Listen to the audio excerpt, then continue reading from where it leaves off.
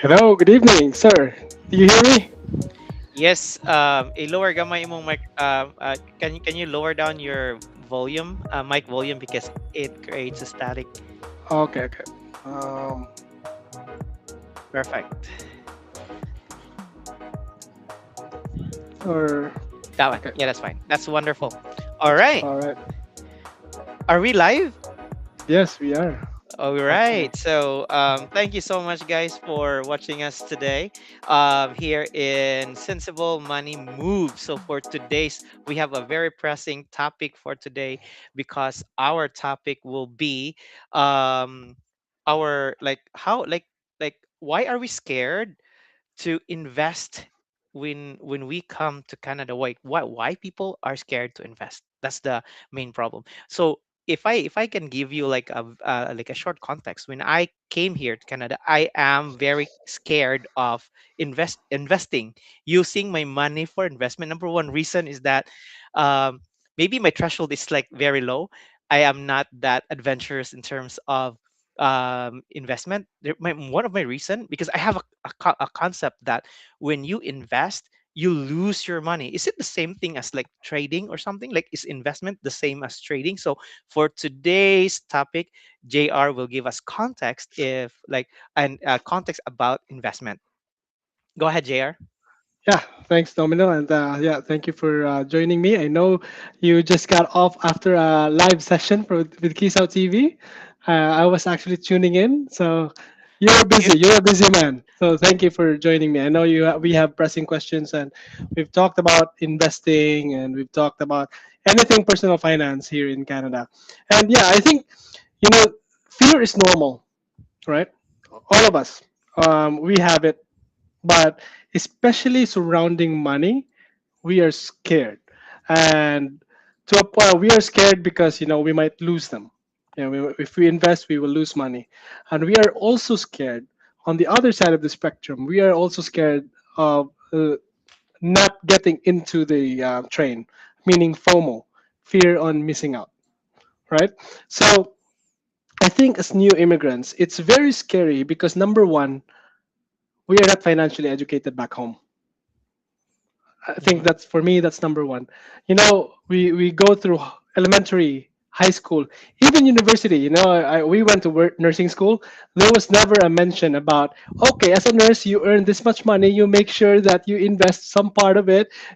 There's nothing like that. There's no personal finance. I hope that moving forward, I hope that in the future they will add it to the curriculum. And I think it's getting better. I've heard some articles here in Canada that I think some schools are actually incorporating the personal finance topic because I think with fear, the answer for fear, in order for us to remove it, is education, whatever it is.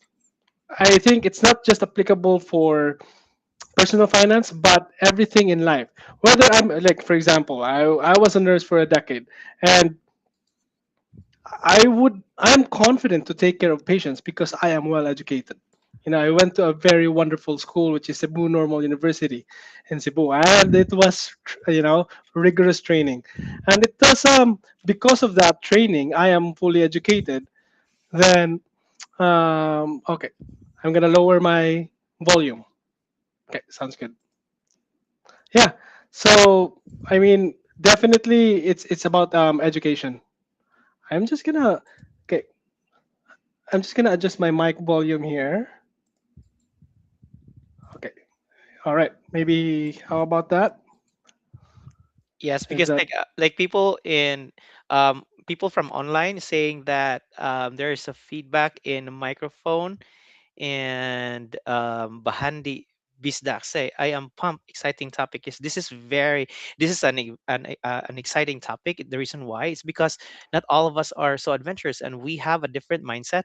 And good for those people who studied here in Canada, because um, financial management is actually integrated in high school. That's what I learned from my friends' kids, because I asked them like, oh, do you? I actually asked a teacher too. One of my patients was a teacher in high school, and I asked her like if financial education is integrated, and they said they are integrated.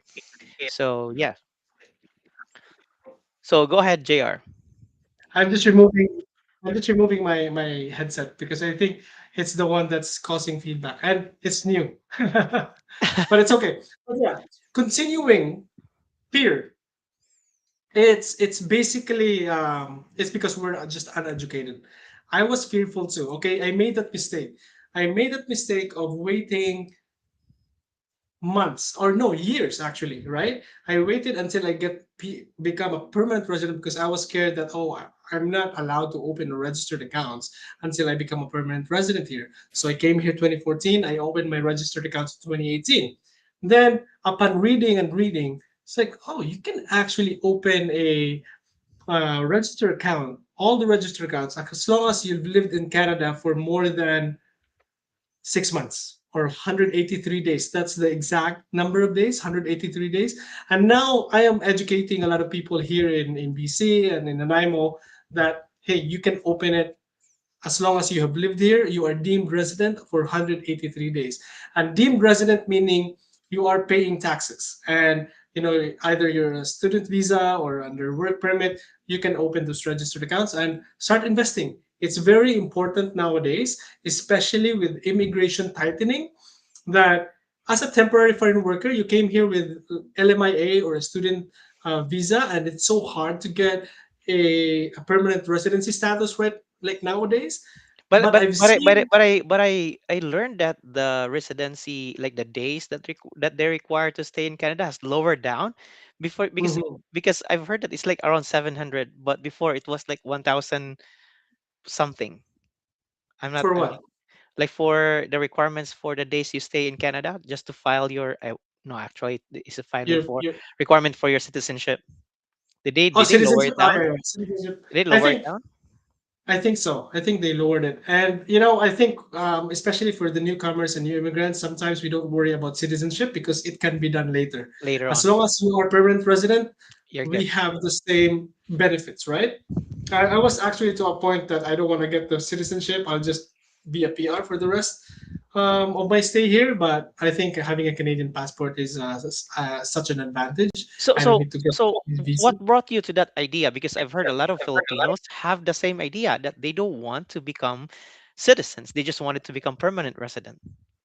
What was Yeah, your thought about that before?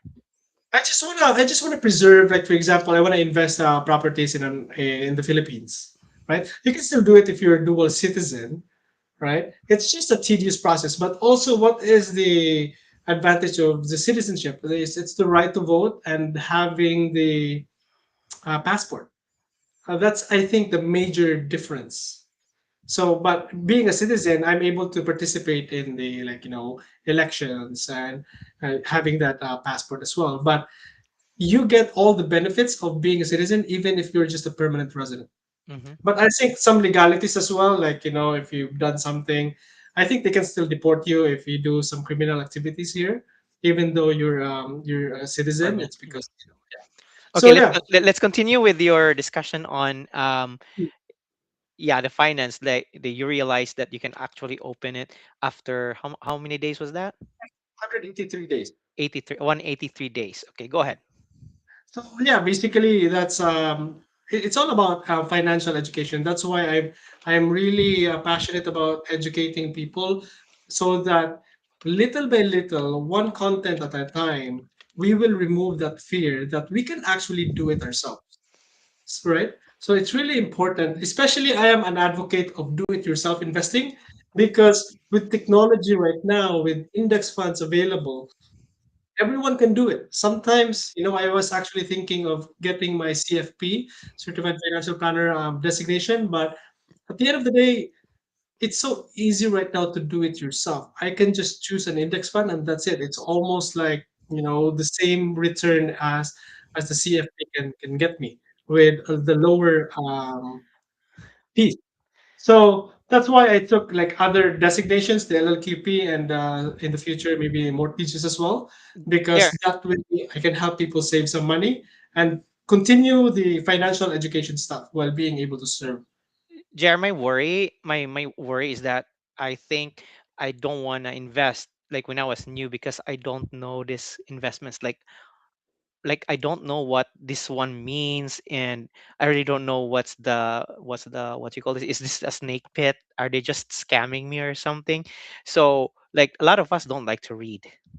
Yeah. Yeah, good for you. You like to read. So how do we like overcome that challenge? Like I don't want to read and I don't want to care about those kind of investments. Go ahead, yeah. Totally. I think, for example, if you don't really want to read, I don't at first as well, I don't want to read, right? Right. Even like with nursing books, I haven't finished a nursing book, but I have finished a finance book. I think the only nursing book that I have finished is the review book for board exam. I finished it end to end. But for finance, I did.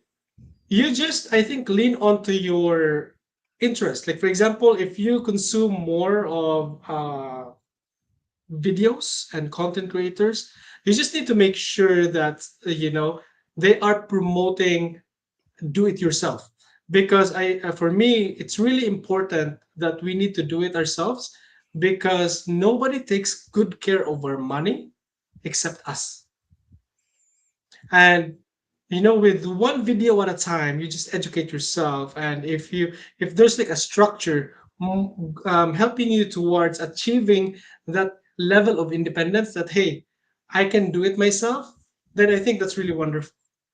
Mm-hmm. And for you, sir, Domino, I think it's really important as well that you don't need to understand everything in one sitting.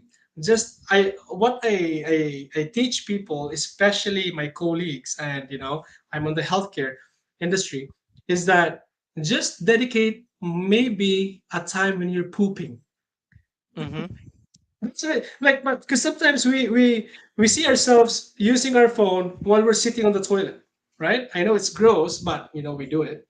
But instead of just that, finding some time to actually learn about, like, 15 minutes, learn about what index funds is, and read about, maybe this day I will learn about emergency funds. And I think if you don't read a book, then go to a content creator, or like someone, a personality in social media. And there's a lot of them that promote DIY investing. Not just me, I actually got inspiration from them. So yeah, basically there's no gatekeeping, and people can reach me about asking this question, and I can give them a personalized answer. And I think it's the to address the fear, it's about education, sir. I Okay. think you need to Do, just educate yourself. do your own assignment, right? So hold the thought of, I'm just gonna say hi to the people online right now. Patrick Reggie, remember Pat? Is this your batchmate? Yeah, I think so. Patrick, Yeah, yeah. yeah, Patrick is like saying hello, watching both of you. Patrick was so active in my other show as well in Kisaw TV, and also we have Jean Castillo Villarin. He's also Hmm. watching us, saying hi, Lodi, Junior Reyes. You're kind of famous here, eh? In your channel. Okay, so continuing in your discussion, go ahead. Yeah, so I think at the end of the day, it's all about financial education. But for people who are like, well, I don't really have the time. You know what? This is the only thing that you have to make time, because it's not just affecting you; it will actually affect the whole family if you're financially educated.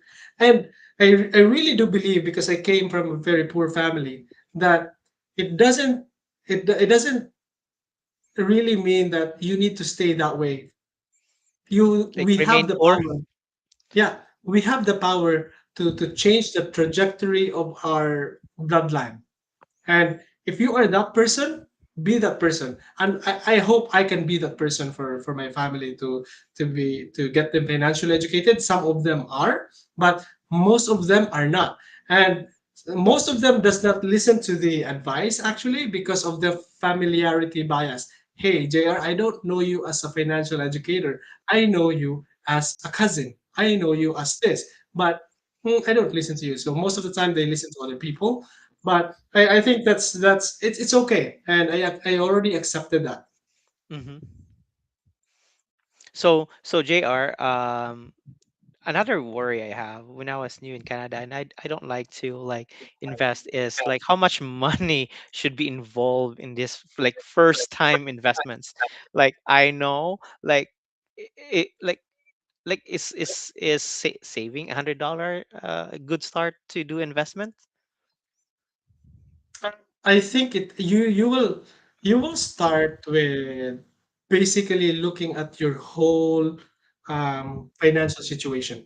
Okay, so money in, you look at your cash flow, and also you calculate all your living expenses that you can survive, right? Because number one, it's really important to make sure you survive. That's the basic thing. But the next one is that you thrive and succeed. So if you're just, especially, let's just talk about when you're coming in here in Canada. Okay, come in here, maybe as a student, temporary foreign worker. You are lucky if you're a landed immigrant. So I think you need to look at the whole picture, and then you need to identify how much you can set aside. Now it goes to the next level wherein, as you can actually see, you hear the word pay yourself first, right? Mm. That means before anything else, set aside 10 to 20% for your future self. So that means paying yourself first. So if you can actually do that, like you get your paycheck for the whole month, Mm-hmm. let's say $4,000. If you can set aside $800 a day after tax and invest it, and then you're still gonna be okay, you're in a good spot. You are in a good Mm. spot. So that's how I calculate 10 to 20%. That's a good starting point. But if money is really tight and you're paying loans, then you can actually start with, okay, I need to secure my living expenses first. If you're living paycheck to paycheck, then maybe you can wait or find a side hustle or maybe move to another job so that it's higher paying. And then from that note, then if you have extra, then you invest it. Because yeah, the standard prescription is 10 to 20% set aside before anything else, but it doesn't apply to everyone. Sometimes you need to make sure that the family survives, and then if there's extra, then you can actually do it. Jer, actually, we have a very good question here online. Raymond Pellerin saying, which type of financial education certificate or license needed for to better understand money matters in Canada? Is it in the insurance side of it, like LLQP? I don't know what LLQP is. Maybe you can It's the share. license Yeah, qualification maybe program. you can. Oh, okay. Or in the banking side, like mutual funds and others. So this is not I think enrolling in this program will get you a license to be able to provide these services. But I think there's a there's a lot of free certification thing about personal finance, which is it is offered by McGill University, Hmm. and it's free. You Google it, and then there's personal finance. I took it. It's really good.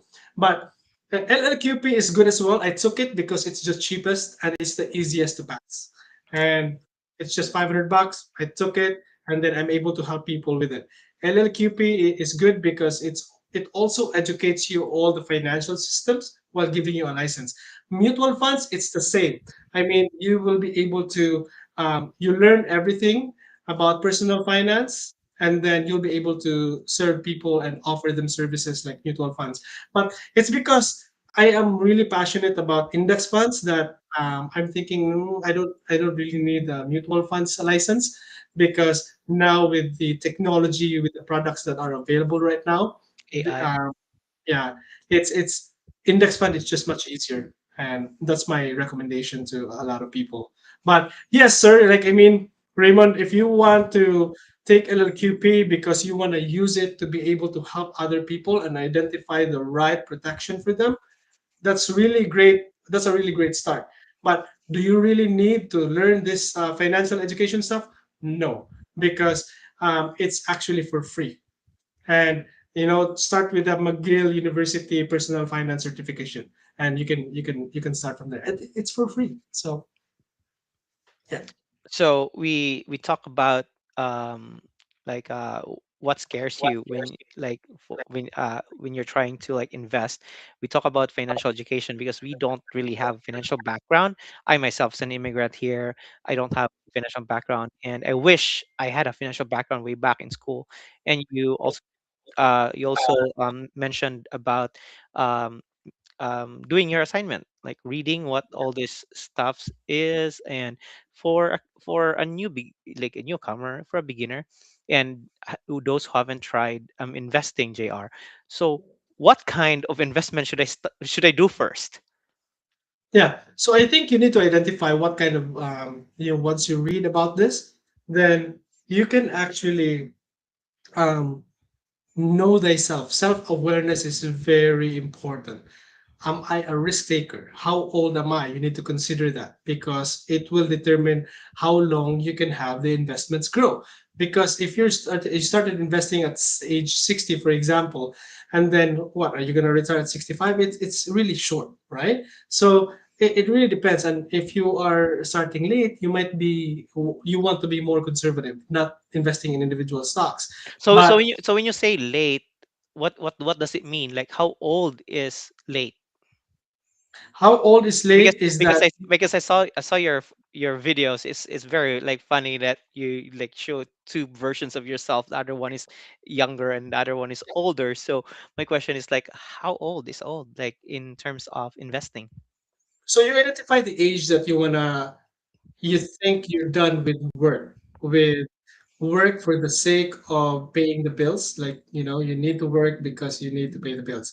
Um, if you started early, you can achieve something called FIRE. I mean, financial independence, and then retire early. If you know about this stuff, like, I feel bad for people not being educated while like late, but it's not too late. I mean, let's say for example scenario 50 years old and wants to retire at 65. You only have 15 years of investing. But now the question is, most likely if you're 50 years old, then you might be later on the peak of your earnings as well, so you might be earning more. It Okay. just means you need to put a lot of money into your retirement account or investing account. Versus if you started at 25 or 30 years old, you only need to contribute, less than half of that amount, Hmm. right? And you also need to calculate how much would you get with you from your CPP, old age security, and we're talking about Canada, and maybe you'll get some GIS, guaranteed income supplement. So you need to factor all those so that you will know how much to put in, and then you'll decide that okay, by if I have this amount, I can retire. But And it's about calculating your fire number. And I every time I talk to clients privately one on one, I calculate their fire number with them so that they would know. And then I will ask them, how much is your comfortable retirement number? How much is your comfortable amount per month that you can say, hey, I don't need to go to work today.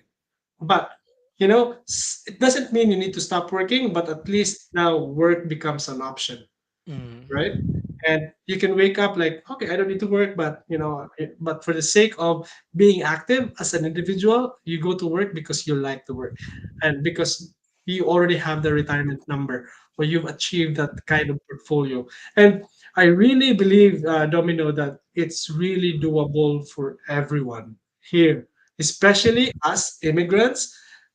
For me, I am just thankful that I am given the opportunity to be here in Canada, and I want to make sure I want to become an asset here in this country and not a liability in this country. And you're not going to the food bank every day to get something. I want to go to the food bank, and I want to donate. But it's sometimes like it's enticing because if you think about it, the food bank, there's a lot of food over there. That like I can take that, and then but no, I don't. I want to be the giver of the food bank instead of the receiver, because there's a lot of people who are in need as well, and I think they need more donations as well. So if you're on the other side of the spectrum, that you have the power to donate, that would be Great. wonderful. But I really do. I still have faith that us immigrants has the tremendous opportunity to grow and retire early and be an asset to this country, even to your home country, because you're sending money over there and spending money over there. So you're contributing to the economy. But it's because of our work ethic. Most of us and are just thankful and we need to convert it. Like there's so much to be invested. There's so much money to be made. Yeah. So you mentioned about portfolio. So I was just like trying to I'm putting myself on the shoe of a person who just came here in Canada, and I really wanted to start. Like, let's just say for example, I really wanted to start creating my portfolio, and I know I asked you this. Like, what will be your recommendation? What kind of investment should I do first? Like, Yeah. what should I try? I would start with index funds, as I've advocated. Index funds, and then I don't really recommend like a single index fund, but I can give you like the companies that actually provide the index fund. Let's say Vanguard. I always choose Vanguard and BlackRock because uh, they're already big. I think $1 trillion of assets under management, and I've seen their performance. And those two, and then you choose on the list of the index funds products, and then you just choose. You click on it. What's the performance and what it is invested in. You can see what are the holdings. For example, I'm an advocate of VFV, for example, and it's just an S&P 500. What is S&P 500? It's the 500 top companies in the US that they are invested in. So rather than investing in one stock, you are investing on those 500 companies. And if one company goes bankrupt from the 500 companies, then it will be just replaced by another top performing company. Mhm. So basically, you are removing the due diligence part because index fund is just a fund that invests in a broad market. So you are well diversified. But if you are buying an S&P 500 from Vanguard, if you are buying an S&P 500 index fund from BlackRock, you're not diversifying. There's no point. Mhm. So make sure, like for example, if I am nearing retirement, I want to be more on the conservative S&P 500. If I'm young and I have time with me, because I am aiming for growth. But if I am nearing retirement, then I will go more to the balance or more conservative because I don't mind about the smaller return, but I want to make sure that it doesn't go down too negatively if the market goes down Goes as down, well. like it's Yeah, very volatile. And so yeah, when you it's say very when you volatile. say when you say those index, where could you access them? Like go to your bank or like in No, the app? in the app, yeah. Like I'm always advocating for DIY, do it yourself. So you can go even to the bank. Like they have self-directed accounts like RBC Direct Investing, BMO Mm-hmm. Direct Investing, Scotia Invest, and me, it's because of technology right now. Well, Simple has really done a good job Yes. in making a really straightforward platform. Mm-hmm. And you just go there, you sign up for the TFSA. TFSA is my number one go-to when it comes to investing because it's tax-free growth, tax-free withdrawal. You can withdraw anytime, Mm-hmm. right? And yeah, it's really wonderful that if your 100K will grow to 500K, that 500K is non-taxable. So I just want to streamline this thought. So I'm a newcomer here in Canada. I want to start investing. Yeah. It's because the Yes. reason why is that I wanna remove myself from the usual cycle of poverty. And even if, like, to be honest, even if you're like in Canada, it doesn't mean that you're already rich. You might be like into the snake pit of credits and debts, and you'll be buried in debts and declare yourself as, like, what do you call that declaration when they declare that they don't have money anymore? A bankrupt. So Absolutely. so let's say I'm trying to get out, and I think investment is one way to remove myself from the equation. And so I go to what app was that you're talking Well, about? Simple. Wealth Simple. I buy this index stuff that you recommended. I read all their details, and I don't understand all their. Do I need to understand the details of, like, for example, an index, like you said, Vanguard? Do I need to understand Like, so what are the things that I need to understand in there? Because there's just a lot of stuff in there that I really don't understand. Like, Yeah. okay, I just buy this one and Yeah. hope for the best. So basically, like, I don't really like recommend like you buy this specific index, or Yes. that's I'm still advocate. Yes, I think you still owe it to yourself to take time to understand it, right?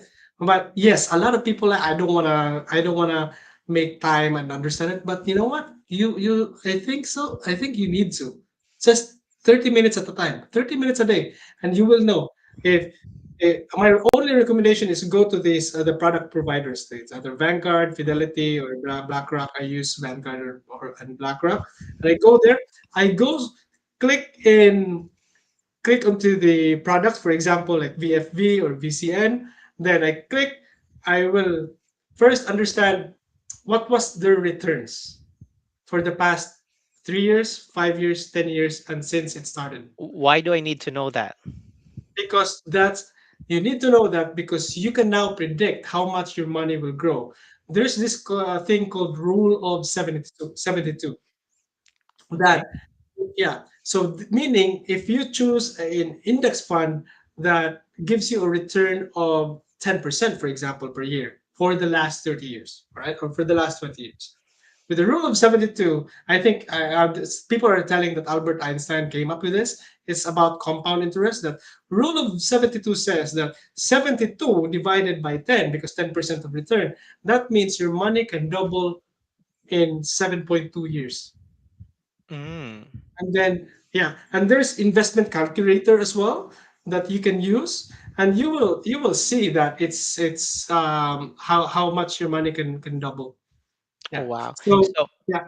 so now that I identified like an, and because like the first, I think the difficulty in starting an investment here, this is based on my experience too, because I don't know what to buy.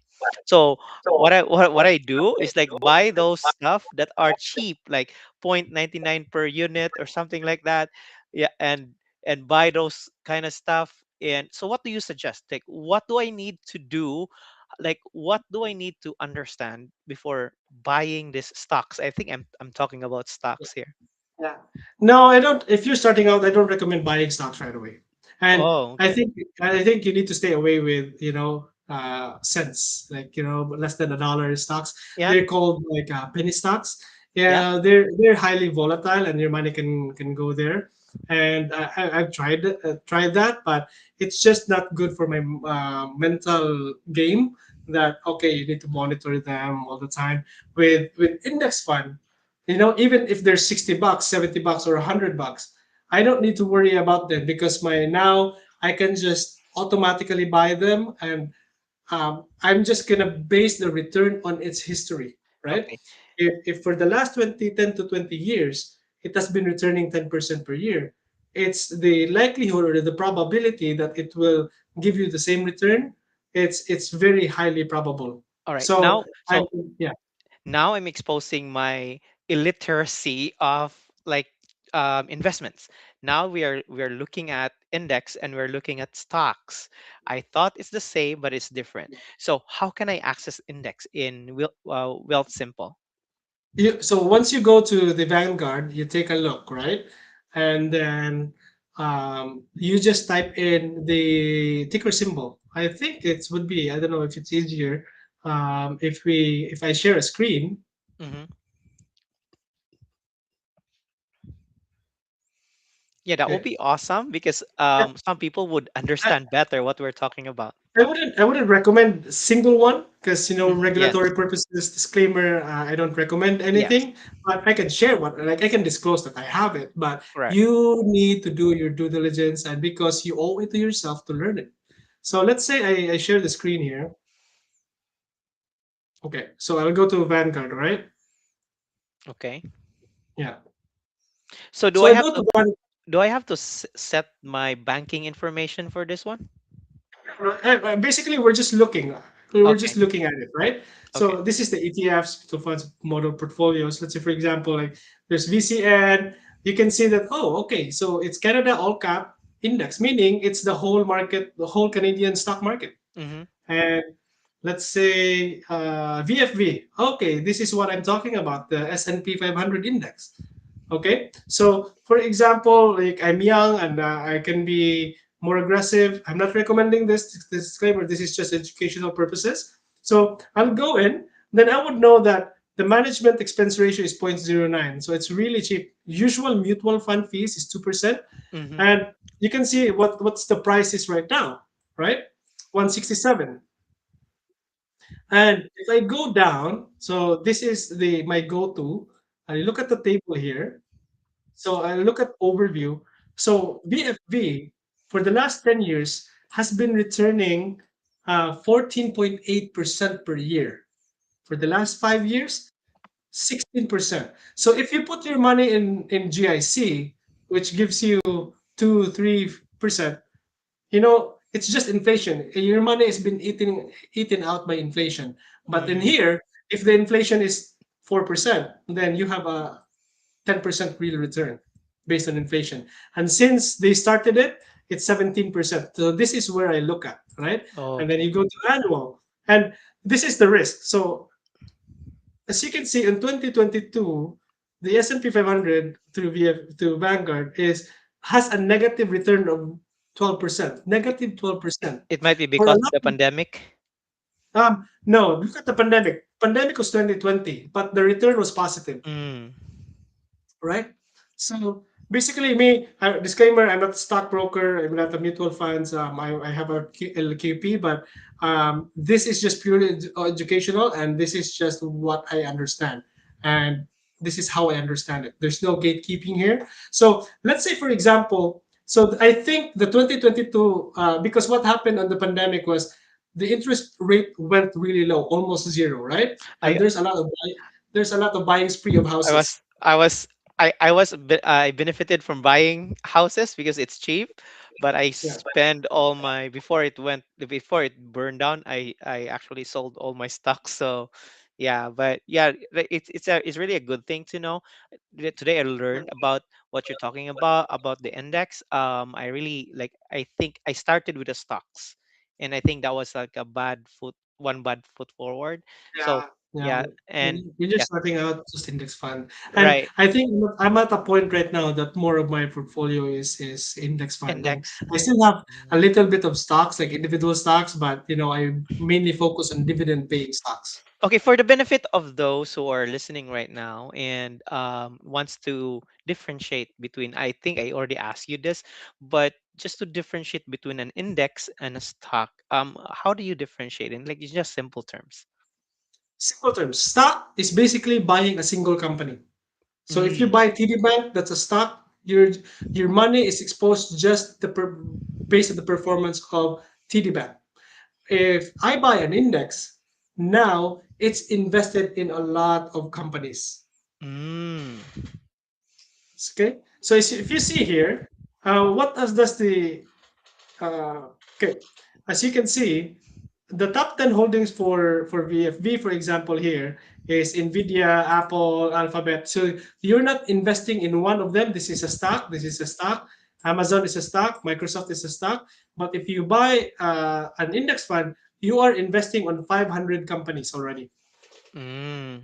Oh And let's say wow. let's yeah, let's take a look at like but actually if you ask me, index funds are boring, and I think we need to aim for boring, because boring because you just put money in there and you just let it grow. And sometimes a lot of people, when you get really sophisticated and really highly educated with Mhm. stocks, then so be it. By all means, invest in stocks. So, JR, just for point of clarification, when you invest in index funds, you call it index funds, right? Yeah. So, what's the duration of that? Like, is that a long term or you can I withdraw? always, I always, I always advocate for long-term investing. You set aside money because it's for your retirement. Let's say, for example, I am 35 years old and I want to retire at 60, or let's say 55. That means let's say 55. I want to retire at 55. I have an investing horizon of 20 years. Wow. So you know what? I'm getting started to like get interested with all these things that we're talking about. I just would like to Raymond here would just like to say thank you for the information, for the advice, and he's asking what's the difference between index fund and mutual fund? Yeah, index fund is basically it's they're both products. Okay. Mutual fund is basically provided by mostly like smaller companies, and the management the management fee for mutual funds is a bit higher. But with index fund, it's because mostly it's not actively like managed. It's just basically like maybe like robotic. They call it sometimes like a robo advisor. That they just select the basket of stocks, and it doesn't need a lot of caretaker. It doesn't need a lot of management. So that's why the management expense ratio for index fund is lower. And then the mutual fund, Mm-hmm. there's a fund manager that actively selects a curate everything. So Mm, there are mutual funds that underperform than the index fund. But also, if you're lucky enough to find a mutual fund or a CFP that curates a really good fund that beats the market, then that's good. wow. So, for all of you who are listening right now and you're seeing JR presenting Vanguard, and if this looks like looks like rocket science to you, we're gonna do more information drive like this, making it simpler for us to understand and to eradicate the fear that we have in investing. And JR, so let's like we're hyped up and we are like heating up with this conversation, and I really loved it. But we have to lower down because like I think we only have like 15 minutes more to go.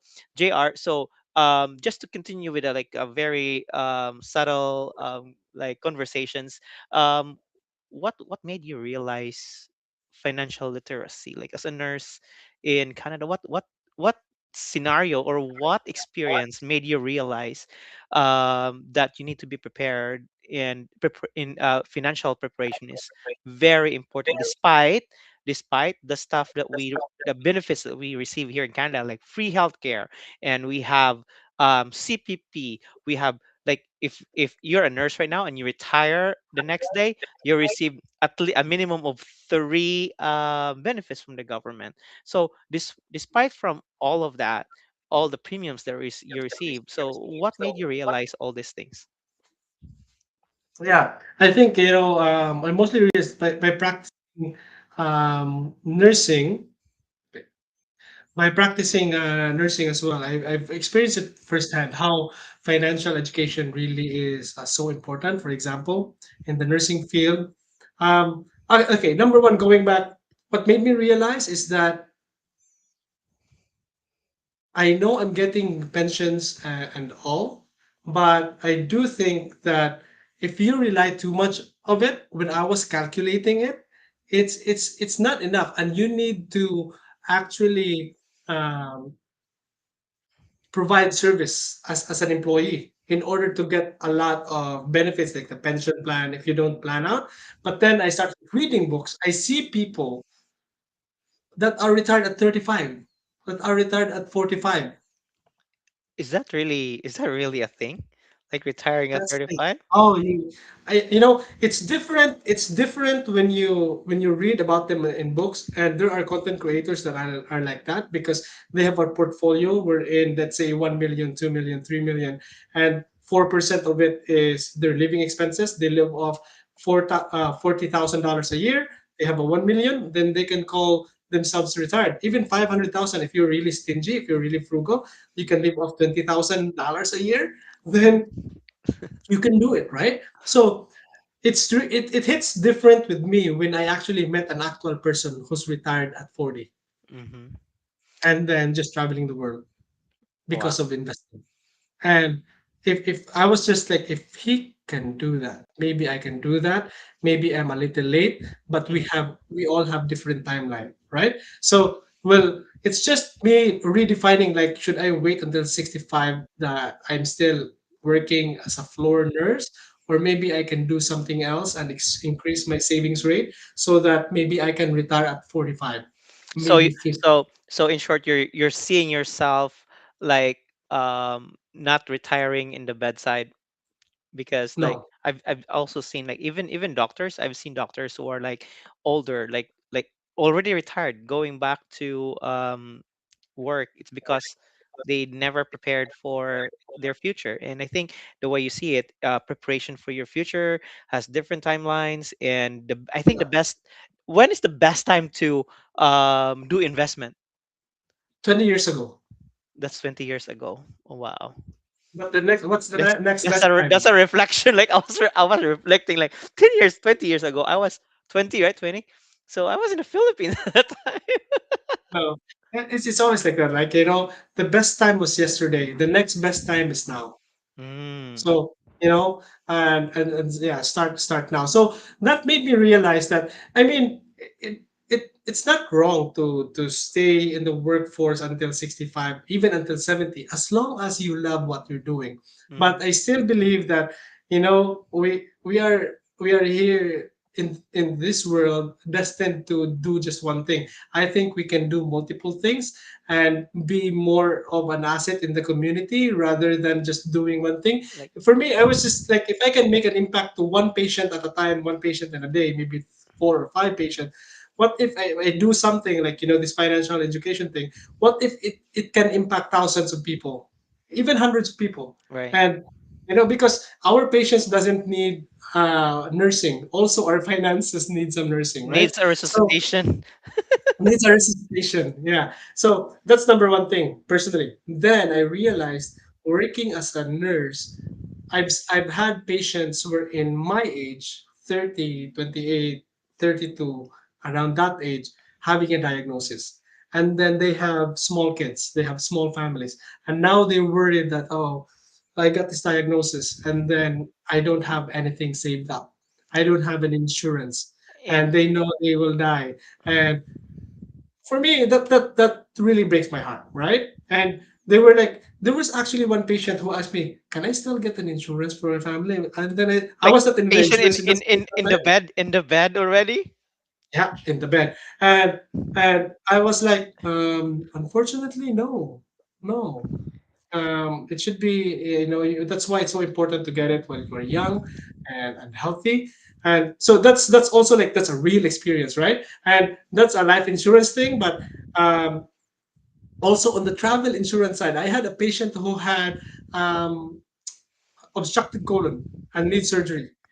And the doctor, I was talking hand in hand. The doctor is like, "Oh, the good thing about in Canada, even if you don't have travel insurance, they still need to operate you because that's how good Canadians are. Yeah, Canadian doctors are; they will save your life no matter what." right. So I really appreciate that. But the son, he I think he invited his dad, and then he asked me, "Can I get the travel insurance still?" It's like, no, you don't, you don't do that because something already happened. So that's why sometimes it's really important. But also, so that's on the patient side, right?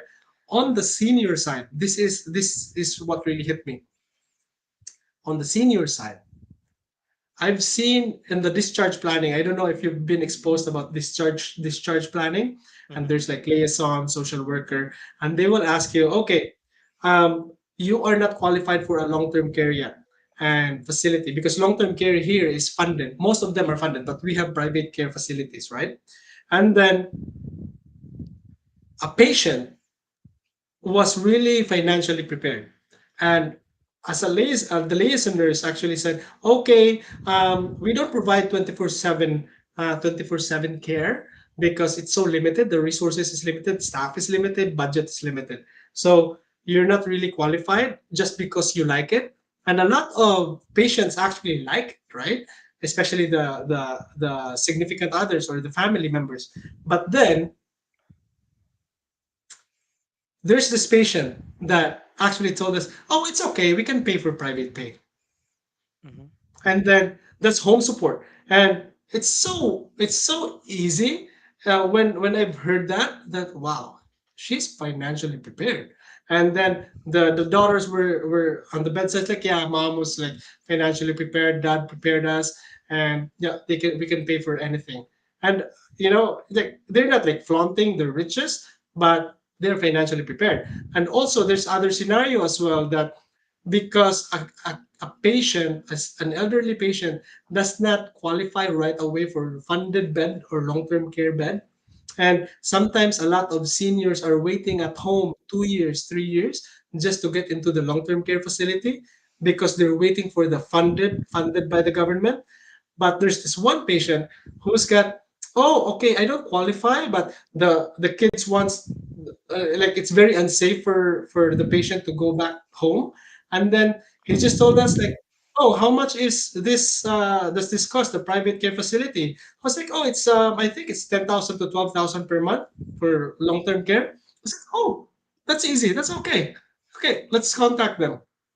And I mean, it's just really important to know that, they're financially prepared. And I saw myself in their shoes. I'm like, what if I can be that patient, that I'm just financially prepared? It lowers the stress of the family. It lowers the stress as a patient. It lowers the stress as a liaison nurse. It lowers my stress as the floor nurse, because you're happy that they're going to be discharged and they're going to be okay. And it's not going to be a failed discharge, right?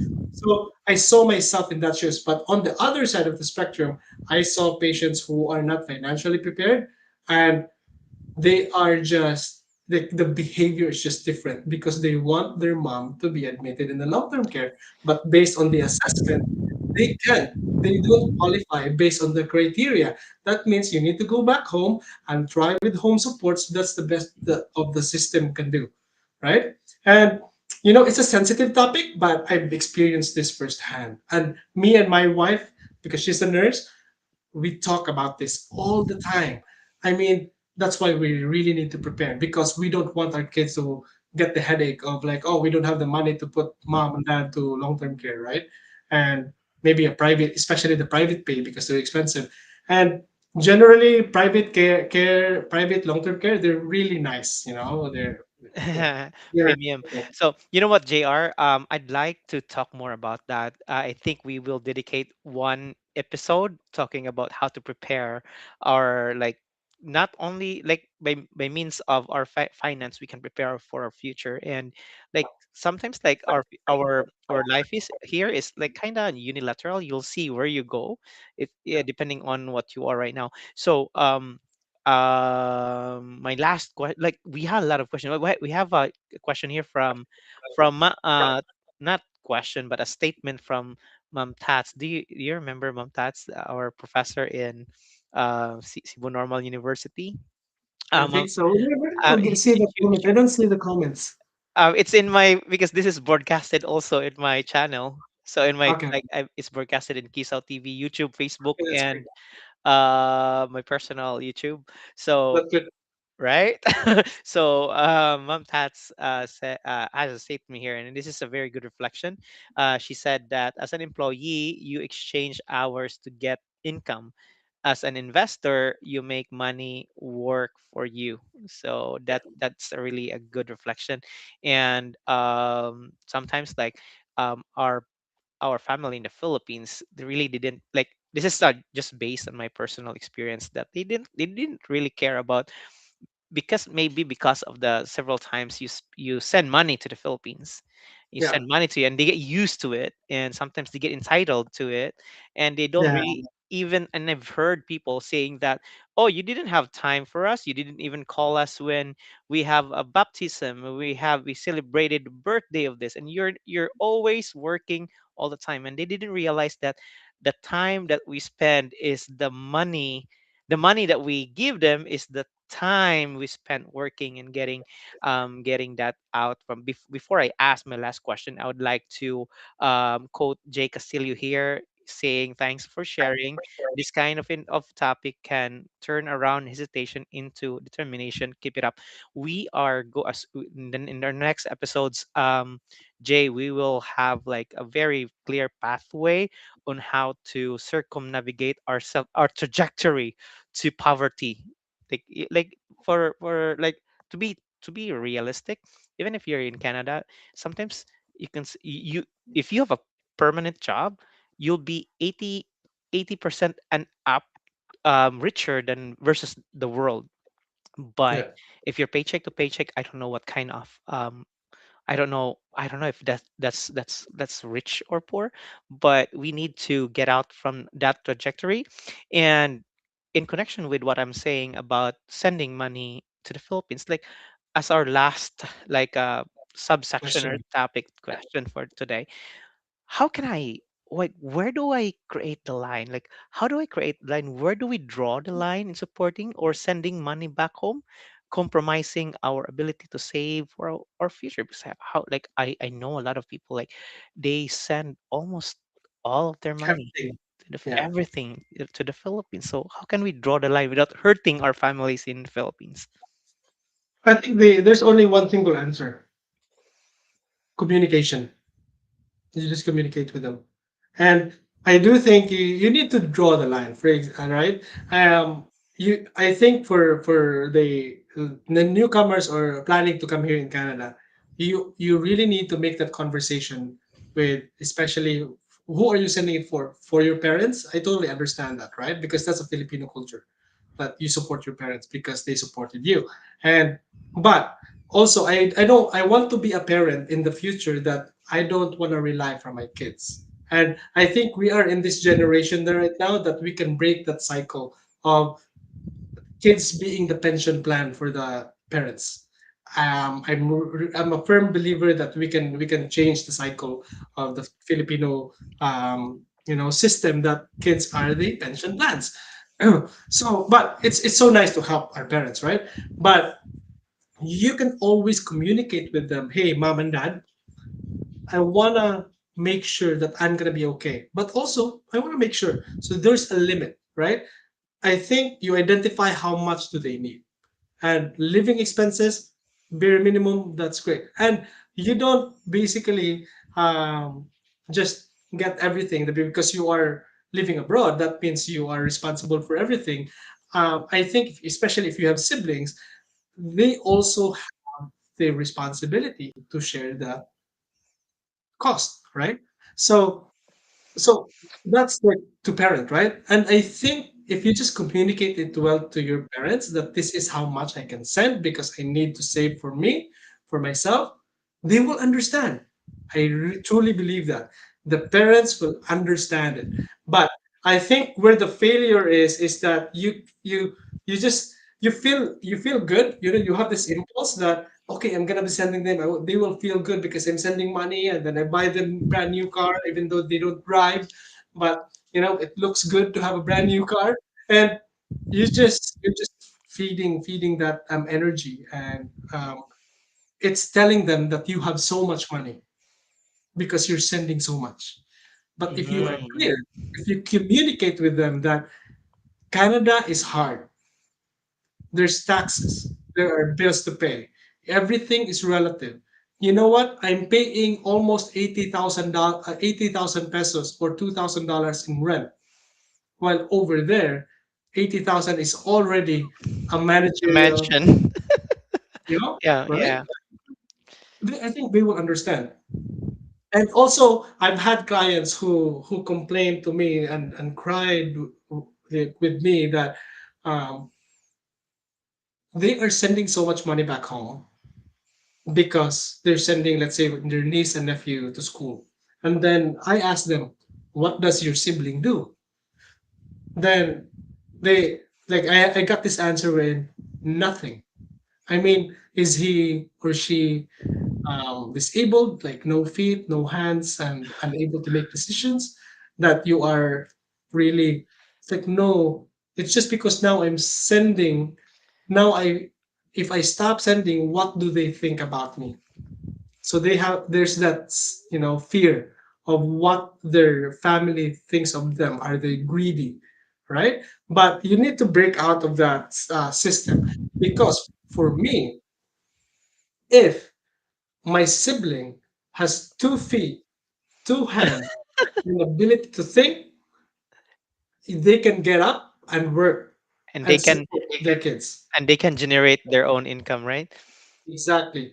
Um, You can you can supplement a little bit, but not compromise. everything. It goes out of the goodness of your heart, because there's where you draw the line. That if it's compromising your ability to be happy here in Canada and save for your retirement, then I think that's too much.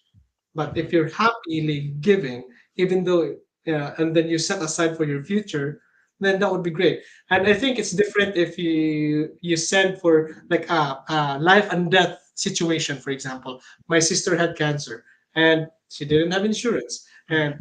but we already had a conversation. They have a job, they have like a work from home, they have income, but there's that situation wherein you really need to pitch in as a family, and Mm-hmm. because it's a matter of life and death. But do we need to send something for their kids or for their day-to-day expenses? No, because they are energetic enough. I'm even inspired by my sister that despite in between chemotherapies, she is still working. She is still Oh wow. earning. Oh Yeah, wow. it's amazing. Wow.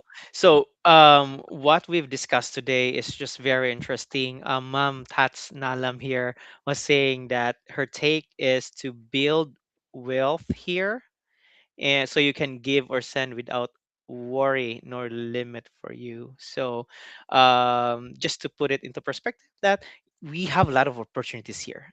Like I Oh know a yeah. lot of I know a lot of people are working like 1 to 3 jobs, but it depends on you. What's your yeah?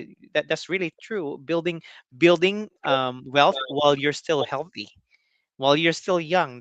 I think this is the same context, and we'd love to talk more about this. Maybe next time we'll explore more on this one. Like, for today I learned a lot, and I really get interested into financing. Maybe this is God's, like, one time I want to share to you. One time I prayed like, hey God, can you have can you have someone teach me what to do with finances? By the way, before I say my ending spiel, I have Bandi Bisdak said, I think the challenge is to overthrow the wrong or old thinking we carry from our home country that we bring with us into this country. You know what I realize, this is entitlement. It's actually Yeah. entitlement. Like, we like people are like our like, I don't know how to say. I'm bad with framing words. Like, I just want to be direct that sometimes people think that we are entitled to receive your money. It's because you're working abroad and life there is milk and honey. So let's continue reading this one. in regular in regular folks like you and me can actually win money because it is available to everyone if we learn how to. We What you are doing, gentlemen, is such a positive contribution in educating us all. Knowledge is power. Like, I like to thank you so much, Bahandi Bisdak, for your comment, and I like to thanks JR for this. Um, Just actually like dragging me into this, and this is like one of the areas in my life that I am not actually like focusing. I'm more focused on like nursing and technology, but this one is a new one, and I love the conversations here. Another one is from Jay Castillo, just saying from my POV, nobody can help you but yourself. You know what, I learned that, and I have a saying about it. I always tell myself that the only help that you can get is at the ends of your arms.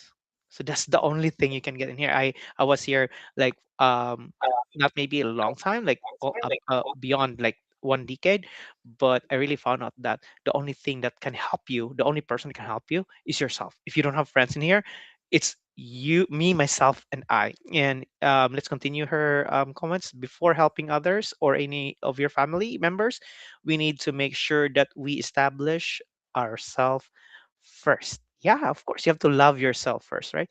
And Dilberta Garcia here is saying that great topic this evening. Thank you so much, and we'd love to have engagement with you next time. Please, great topic this evening. Yeah, please send your message to, like, if this looks like a computer, looks like a rocket science to you, seeing all like the terminologies here. Like, I really wanted to grab like JR, like JR use simple terms because I want to understand too. But if this looks like rocket science, you can actually message JR and book JR in person and also online, and he can actually like, I'm gonna give time to JR to share those kind of information. But I thank all of you for watching us today. And JR, your last words. yeah, I mean, thank you, Domino, and it's really great to have this interaction. That's why I like live, and social media is new to me, and creating content is new, and sometimes I have that insecurities as a human being that, oh, I don't, I don't know how to do it, and I don't look good doing it. But I mean, seeing and talking to people who actually learn and take action, that gives me pride. And that means that whatever I'm doing right now is working. And I'm just extending my expertise, like from nursing and now into the financial industry. And there's a lot of people out there, be if you don't want to talk to me, talk to your friend who knows finance, right? Talk to your neighbor who knows finance. It doesn't need to be me. You are free. You can talk to anyone, as long as they are promoting that you yourself will be able to do it yourself. Because for me, at the end of the day, that's the magic word: do it yourself. Because nobody takes care of our money except us. And my responsibility, or I feel like, what my purpose is just to guide people. And I'm guiding them based on experience and based on what I learned. And I will be honest enough that if I don't know that topic, then I will let you know. Oh, sorry, I don't know that. Right? Yes. And yeah, so they'll feel free to reach out. My page is Sensible Start with JR. Let's grow this community, and don't be shy. You can book a free call with me. It's gonna be free, and I'd like to listen to your struggles, and maybe we can do a strategy call and figure out how to navigate these things. And everything should be personalized, because financial um, preparedness and literacy is not a one size fits all. It's very highly personalized based on your current situation and based on your personal goals. And if you want to identify that with me, feel free to reach out using my Facebook, or my number is 778-840-5248. That's BC. I live in BC, so it's Pacific time. So don't call me when it's 6 o'clock in Toronto. It's just 3 a.m. here. All right. So before we formally end, I would like to read the remaining messages here. Thank you so much, guys, for messaging. Raymond Pilarin said, "Daghang kaayong salamat mga bay." Carol Daupan, thank you so much, gentlemen. Financial literacy talaga ang kailangan natin. Thank you for this. So thank you so much for watching us today. Wherever you are now in the world, thank you so much. This is Domino Puson live from Kisaw TV, and This is JR from Sensible Start with JR. Thank you and God bless. See you next week. bye, guys. Bye bye.